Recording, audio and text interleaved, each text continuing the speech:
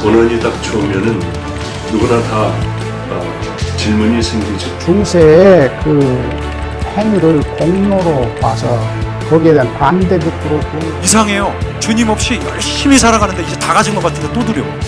여러분, 그게 인생이에요. 우리가 믿고 있는 예수 그리스도는 이 땅에 살고 있는 지금 오늘 이 시간 여기에서도 하나님의 아들이시고 우리의 주인이시고 있습니다.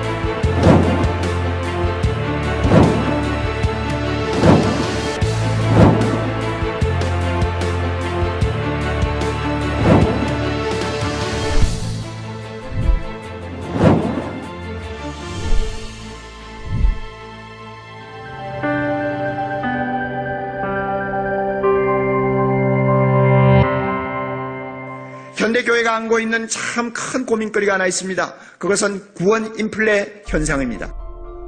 구원 인플레이션 현상이에요. 인플레가 뭔지 아시잖아요? 돈을 많이 찍어내면 나중엔 돈 가치가 없어져 인플레가 되잖아요.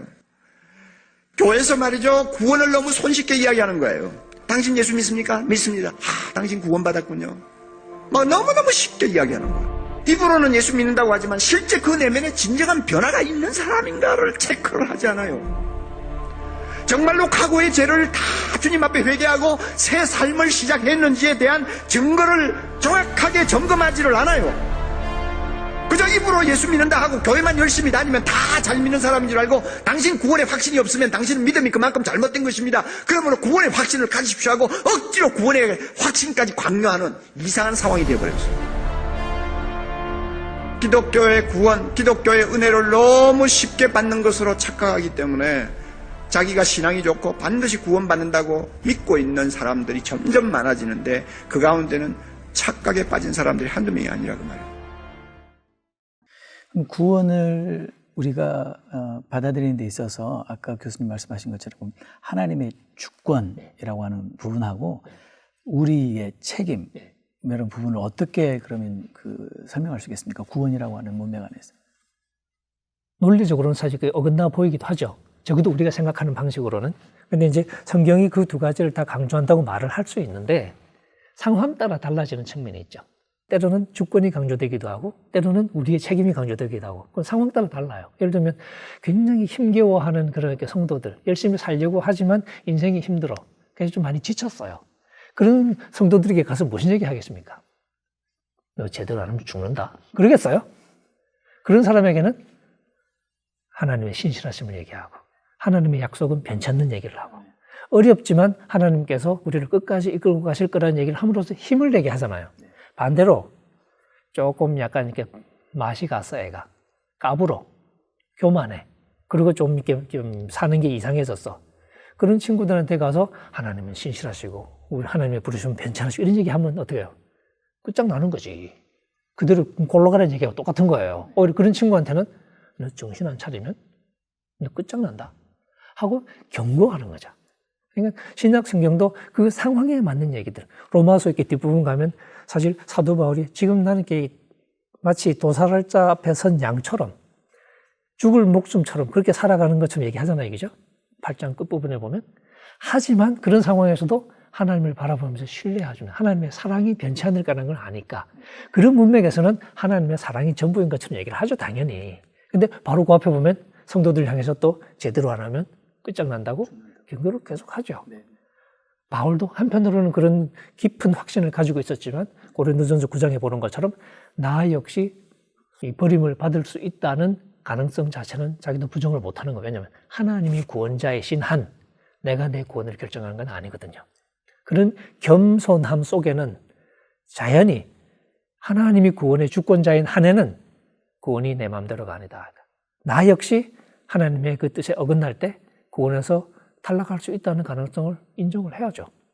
하지만 우리가 겪은 하나님은 적어도 십자가를 통해서 우리에게 찾아오신 하나님, 그 십자가는 바울이 감동하는 것처럼 죄인인 우리를 위해서까지 아들을 내어주시는 하나님의 사랑, 그 사랑을 우리가 신뢰하는 것이고, 그래서 우리가 미래를 보면서 여러 가지 우여곡절이 많겠지만 쉽지는 않겠지만 하나님의 그 사랑을 신뢰하면서 우리가 가는 거죠.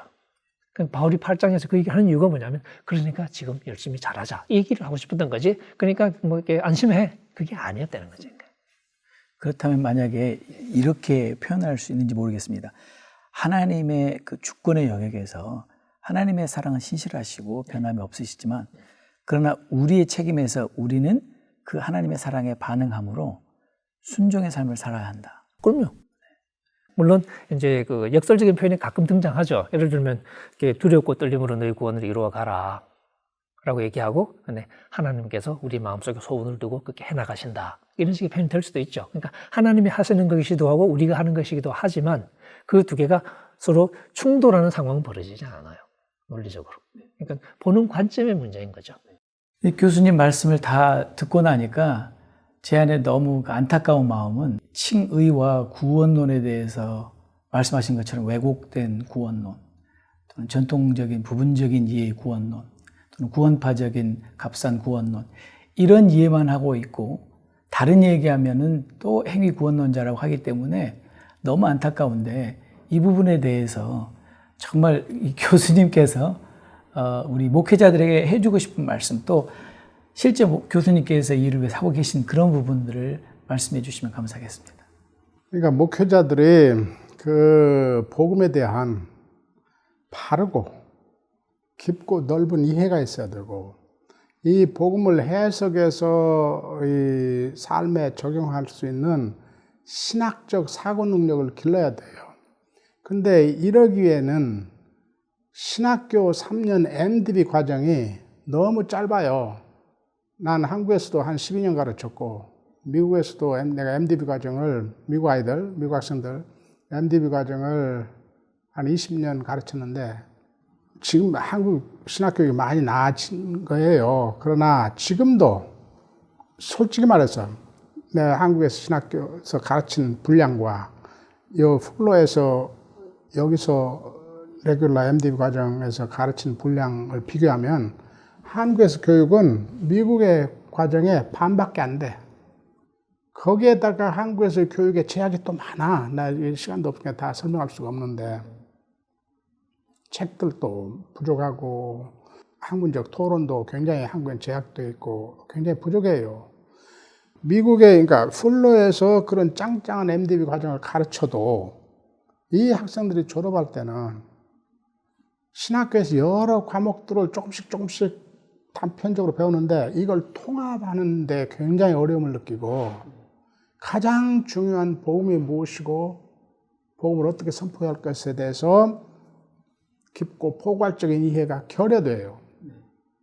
그걸 스스로들 다 그렇게 고백을 해.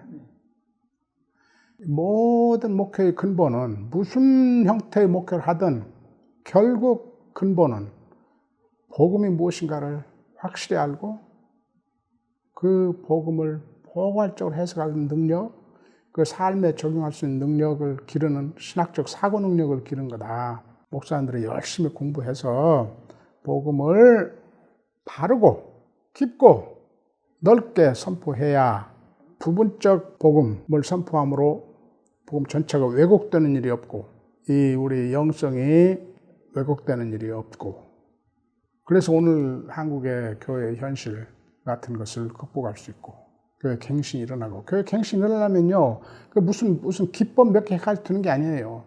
신학이 바로 써야 돼. 복음에 대한 이해가 확실해야 돼요. 바르고 확실해야 돼. 그 기본이 없으면은 무슨 목사들 모여서 우리 바르게 삽시다. 서로 다짐하고 갱신하고 그런 것도 다 도움이 되죠. 그러나 그것의 기본이 먼저 이루어져야지. 그 양떼를 오도해서는 안 되지. 복음의 생명의 길로 인도를 해야죠. 그게 목자죠. 그게 선한 목자지. 그러니까 책임감을 가지고 목회를 두렵고 떨림으로 해야지. 이 한국 교회의 칭의와 이제 구원론의 문제를 해결하기 위해서는 성경 전체에, 로마서도 로마서 전체에, 그리고 갈라디아서 갈라디아 전체뿐만 아니라 데살로니가전서와 빌립보서와 혹은 고린도 전후서 전체의 가르침을 충분하게 생각하면서 왜 이 성경에서 이 교회에서 이 부분을 이야기하고 있는지를 충분하게 생각해야 된다고 생각합니다. 뿐만 아니라 한국 교회가 이 구원론을 이해할 때에 바울의 어떤 특정한 서신뿐만 아니라 야고보서의 가르침도 주목해야 되고 특별히 복음서 마태복음서의 가르침도 주목해야 됩니다. 분명하게 마태복음서에서 예수님은 산상설교에서 너희 의가 바리새인과 서기관보다 낫지 않냐면 결단코 하나님의 나라에 천국에 들어갈 수 없다고 분명히 이야기하고 있고, 주여 주여 하는 자마다 다 천국에 들어갈 것이 아니요 오직 하나님의 뜻대로 행하는 자라야 들어가야 된다. 나무는 열매를 통해서 보아야 된다. 그런 교훈뿐만 아니라 소위 열처녀 비유라든지 달란트 비유라든지 양과 염소의 비유에 있어서 순종, 제하도, 행위가 없는 자들은 분명하게 천국에 들어가지 못했거든요. 그런 가르침과 같이 생각해야지 마치 바울의 특정한 어떤 부분에 오직 믿음으로 오직 은혜로 어렵게 되고 공부한다는 그 부분만을 너무 절대화시켜서 다른 성경을 보지 못하고 복음서의 예수님의 교훈을 보지 못하고, 그래서 편협된 이 구원론을 가지고 있는 이 문제가 해결되고 성경 전체의 가르침을 폭넓게 보고 폭넓게 가르치고 또 설교될 때에 한국 교회의 잘못된 이 칭의 구원론 문제가 조금씩 개선되지 않을까, 저는 그렇게 보고 있습니다. 그는 이제 교수님께서 신학자 입장으로 이렇게 말씀하시는 거고, 이제 저는 목회자 입장으로서 목회자들이 또 해야 될 몫이 있지 않습니까? 왜냐하면 신학교를 다 졸업했으니까. 그리고 목회 현장에서 사실 열심히 연구하고 하시는 분들도 계시지만 또 그렇지 못하는 분들도 많이 계시는데, 목회자들의 입장에서 그러면 어떤 그 해결책을 제시하실 수 있어요? 일단은 바울이 말한 그 복음의 능력, 소위 그 구원의 능력으로서의 복음에 대한 이해가 선명해야 되겠죠. 복음에 대한 자신감이죠. 그러니까 신학적인 이해 이런 문제를 떠나서 실제로 이 복음이 믿는 자를 구원에 이르게 하시는, 우리를 새롭게 하시는. 그래서 하나님을 얘기할 때 우리도 바울처럼 예수 그리스도를 죽은 자 가운데서 살리신 하나님, 혹은 아브라함 얘기죠. 아브라함의 죽은 몸, 사라의 죽은 태를 살려내서 아들을 주셨던 바로 그 생명의 하나님, 혹은 그 마른 골짜기에 엄청난 뼈들에게 생명을 줘서 살아나게 만드시는 바로 그 하나님의 이 스토리가 우리 복음의 스토리라는 것을 사실은 분명히 일단 확신하는 게 필요하겠죠. 그래서 저는 확신의 문제가 근본적으로 있다고 생각해요. 그 자신감이 없어요, 많은 분들이. 근데 그 확신이 있을 때 그 확신을 가지고 선포하겠죠. 근데 그렇게 하다 보면 결국은 우리의 문제에 대해서도 뒷걸음질 치면서, 혹은 제가 책에 쓴 것처럼 하향 평준화하는 방식으로 복음을 값싸게 전하는 게 아니라 우리의 책임을 분명히 선포하고 거기서부터 하나님의 어떤 초대의 길을 기울이게 만들고 그렇게 되지 않을까요? 그러니까 저는 그러면서 능력으로서의 복음 자체를 우리 목회자들이 좀 더 확실하게 이해하도록 좀 더 치열하게 말씀과 씨름하고, 혹은 말씀의 도전 앞에 좀 우리를 열고, 신학적으로 자꾸 나를 변호하려고 자꾸 막을 치지 말고 방패 들이밀지 말고, 그러니까 신학이라는 걸 좀 떼고 적나라한 메시지 앞에 우리를 좀 이렇게 오픈할 필요가 있지 않느냐. 바울은 그 빌립보서 2장 12절에서 너희는 두렵고 떨림으로 너희 구원을 이루라고 그렇게 강조하지만, 바로 13장에서 이 일을 이루시는 것은 하나님의 뜻대로 하나님께서 하셨다는 것을 분명히 강조하고 있습니다. 뿐만 아니라 어제 그리스도께서 하신 십자가와 부활의 사건을 통해서 이루신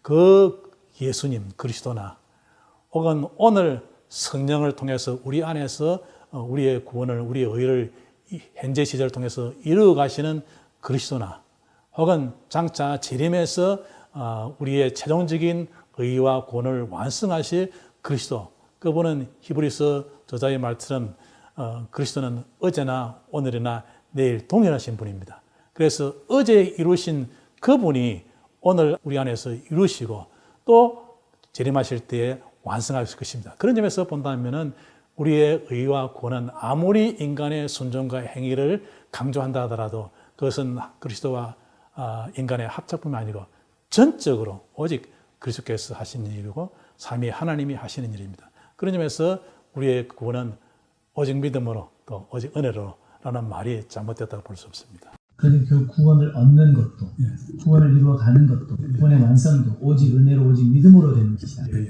우리의 행함조차도, 우리의 순종함조차도 은혜로 믿음으로 되는 것이다. 그렇게 분명히 한데, 그런데 이제 그러한 주장이 성령께서 우리 안에서 우리의 책임을 요구하는 윤리적인 문제, 순종을 배제하는 것은 아니라는 겁니다. 왜냐하면 성령께서 우리 안에서 이루어 가시고 이루어 가실 일을 위해서 너희는 성령을 쫓아라. 성령을 따라라 라고 말을 하고 있고, 성령을 쫓고 따라야 될 것은 역시 또 우리의 책임에 있기 때문입니다. 한국교회가 믿음과 행함이 일치하는 온전한 복음을 다시 회복하면 온갖 더러운 죄로부터, 그 죄에서 나는 악취로부터 이 사회를 치료할 수 있다고 믿습니다.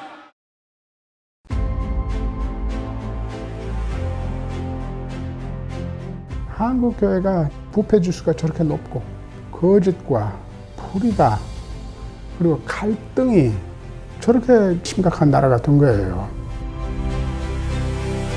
칭의의 복음 자체가 잘못 이어져서 그래요. 심각한 신학적 문제와 심각한 목회적 문제, 영성의 문제, 삶의 문제.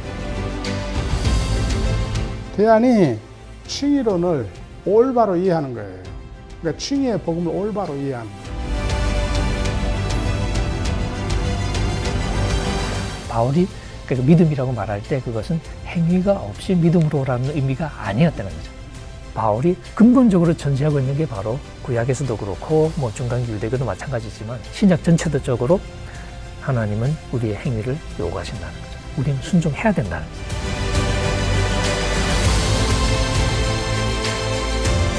바울은 로마서 전체를 이야기할 때는, 또 독자들에게 핵심적인 메시지를 이야기할 때는 그가 말하는 믿음이 결코 순종을 혹은 사랑의 역사를 배제하는 믿음이 아닌 것을 분명히 이야기를 하고 있습니다.